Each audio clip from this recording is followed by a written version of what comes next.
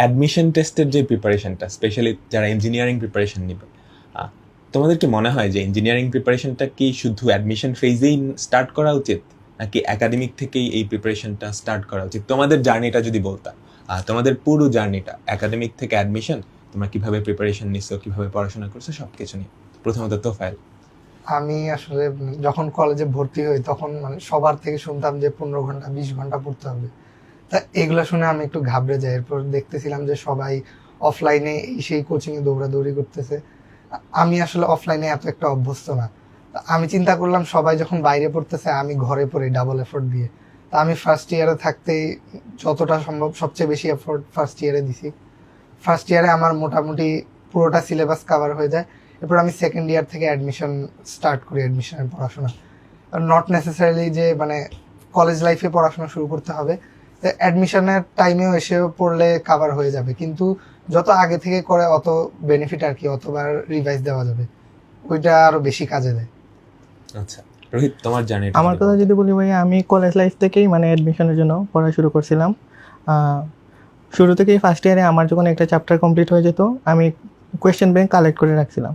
So chapter শেষ হওয়ার পর আমি মেইন বইয়ের চ্যাপ্টারগুলো ভালোভাবেই পড়তাম, সূত্র ডেরাইভেশনগুলো কীভাবে আসছে বা এগুলো ভালো করেই বুঝতাম।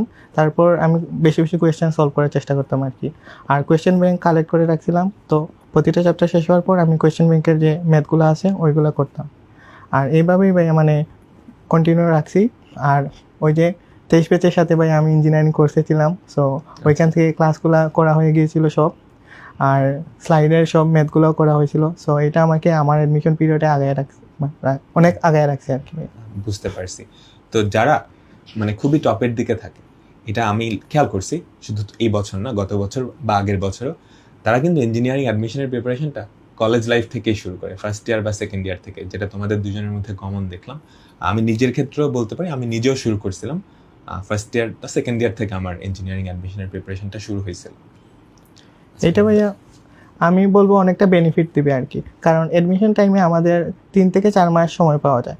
এই সময়ে আসলে সবগুলা এফিশিয়েন্টলি সলভ করাও টাফ। তাহলে কেউ যদি আগে থেকে পড়াশোনা করে রাখে তাহলে তাকে অনেক আগে রাখবে আর কি। এইটাই, যে যদি শুরুর দিকে থাকতে চায় সে তো শুধু বেসিক জিনিসে পড়ে থাকলে হবে না, ওর তো বেসিক টু অ্যাডভান্স সবই লাগবে। তো আমার মনে হয় যে অ্যাডমিশন টাইমে যে 3 মাসের মতো পাওয়া যায় অ্যাপ্রক্সিমেটলি, ওইটা আসলে এত একটা এনাফ না। তবে কেউ যদি বেশি এফোর্ট দেয় তাহলে সে পারবে, কিন্তু আগের থেকে স্টার্ট করলে এটা একটু বেশি বেনিফিশিয়াল হয় আর কি।